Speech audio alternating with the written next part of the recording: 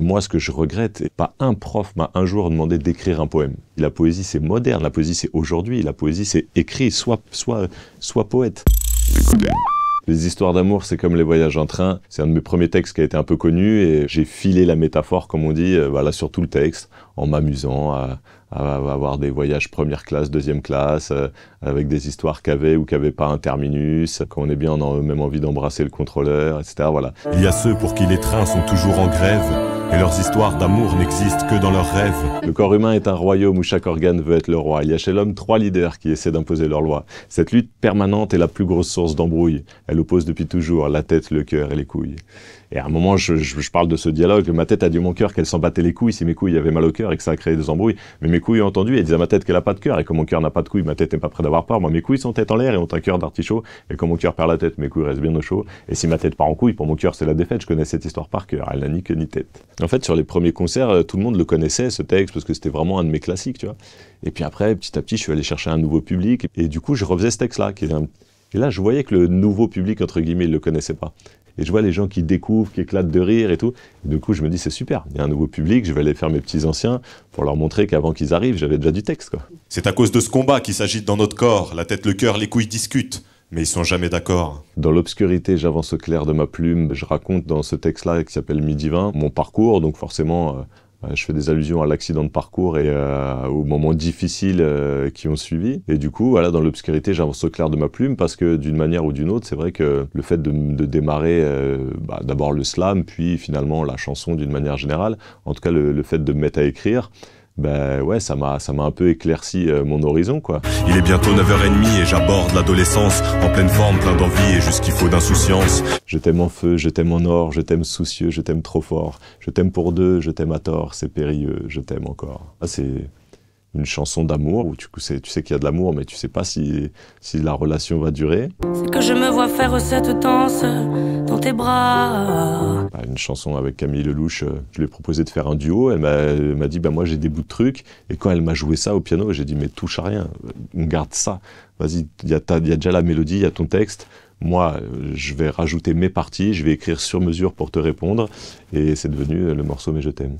C'est toujours un défi, un duo, tu peux avoir les 2 meilleurs auteurs du monde et les 2 meilleurs chanteurs du monde, le duo il n'est pas gagné pour autant. Comme une équipe de foot, hein, tu prends toutes les plus grandes stars, tu prends Neymar et Messi dans la même équipe, le PSG, ils n'ont rien fait l'année dernière. Hein, tu vois. Un cerveau qui boue, qui cogne, qui crache et qui rage de constater qu'à 20 piges, on transforme un corps en cage. Mon premier texte qui s'appelle Cassiopée, où je raconte mon accident, dans le sens où cet accident, je l'ai eu en plein air, parce que c'était dans une piscine en plein air, et au-dessus, il y avait le ciel étoilé, et 2 jours avant, il y a un pote qui connaissait les étoiles, et il m'avait montré le W de Cassiopée, la constellation. Et du coup, je discute avec lui dans ce texte. Je découvre le slam dans un petit bar, j'ai envie de participer, je rentre chez moi, dans la nuit, j'écris Cassiopée. Et là, ouais, déclic de fou, là, j'écris tout le temps. J'écris l'année qui a suivi, j'ai écrit plus que jamais j'ai écrit par la suite.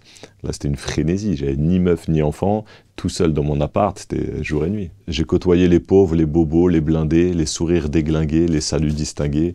Je préfère les écorchés, les rebelles, les bizarres. Je peux vivre sans ma banlieue, mais pas sans mes banlieusards. Cette phrase-là, en fait, elle explique que grâce à mon métier, tu vois, en peu de temps, j'ai côtoyé plein de gens différents.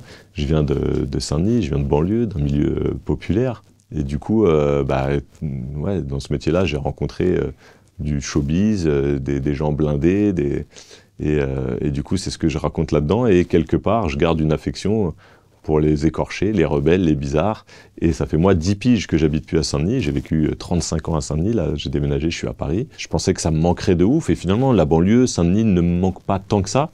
Mais par contre, je pourrais pas vivre sans les banlieusards. Et mes potes les plus proches, et même les gens avec qui je bosse, là, 90%, ils viennent de banlieue. Et c'est je sais pas pourquoi, hein, c'est une espèce de chauvinisme, voilà, je sais pas, on a un truc où on se reconnaît. En tout cas, voilà, je pourrais pas vivre sans eux. J'ai quelques cheveux couleur cendre, mais l'inspi incandescente, malgré les rides sur mon front, j'ai la plume adolescente. J'ai mis des shoots de verbes, des lancers francs d'adjectifs, j'ai mis toute ma verbe, tout ça est très addictif, c'est ça, hein. C'est dans la syllabe au rebond. En fait, pendant longtemps, on me dit, mais pourquoi t'as jamais écrit sur le basket? Le basket, première passion, hein.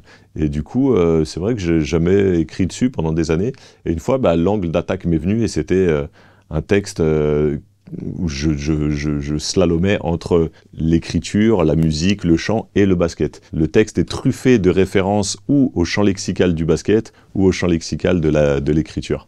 Écoute, il y a certains points communs quand même, tu vois, l'adrénaline de la scène.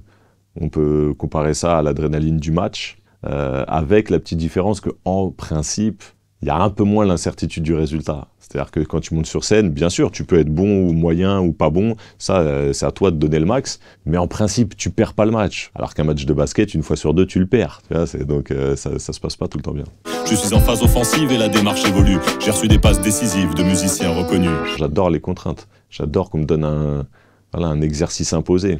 Et c'est ce que je fais quand j'écris pour d'autres chanteurs, tu vois. Souvent, on me donne une musique avec un yaourt, une petite mélodie, et un thème. Donc tu dois écrire sur ce thème, tu dois mettre le nombre de mots qu'il faut pour rentrer dans le yaourt.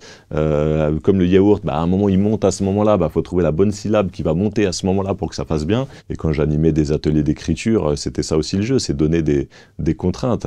Écrire avec tel mot, écrire avec tant de syllabes, écrire sur tel thème. J'ai feinté les assonances et dribblé chaque terminaison. J'ai réalisé ma chance, pourtant je suis qu'à mi-saison. Je suis devenu un peu poète, pas vraiment écrivain. J'ai laissé quelques textes utiles et beaucoup d'écrivains. On m'a demandé récemment, mais pourquoi tu dis un peu? Je sais pas, il y a peut-être une sorte de modestie, parce que j'ai l'impression que le mot poète, c'est un truc tu vois, qui se mérite. C'est pas à moi de m'auto-juger poète. Je suis un peu difficilement classable, tu vois. Et oui, on dit je suis slammer, mais slammer, quand tu fais des disques, ça veut plus rien dire, parce que le slam, c'est a cappella, c'est sur scène.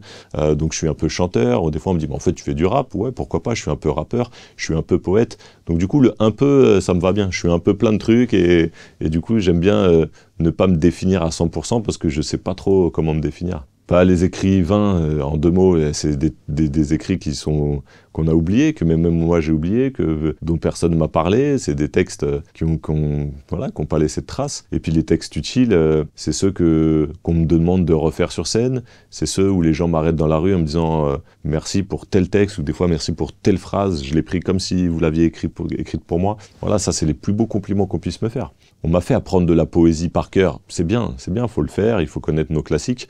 Mais moi, ce que je regrette, et je vous jure, primaire, collège, lycée, pas un prof m'a un jour demandé d'écrire un poème. Jamais. Je sais que ça se fait pourtant. Je suis pas tombé sur les bons profs. Et c'est ça le problème. C'est bien sûr que la poésie, c'est bien d'en apprendre par cœur et de commenter les textes de poètes morts. Mais c'est pas que ça, la poésie. La poésie, c'est moderne. La poésie, c'est aujourd'hui. La poésie, c'est écrit. Sois poète. Je suis un peu poète, mais je connais peu mes classiques. J'ai trouvé mes modèles dans l'industrie discographique. Je serai là où tu seras, car ce sera le meilleur lieu. La ville, la mer, c'est bien, mais avec toi, c'est toujours mieux.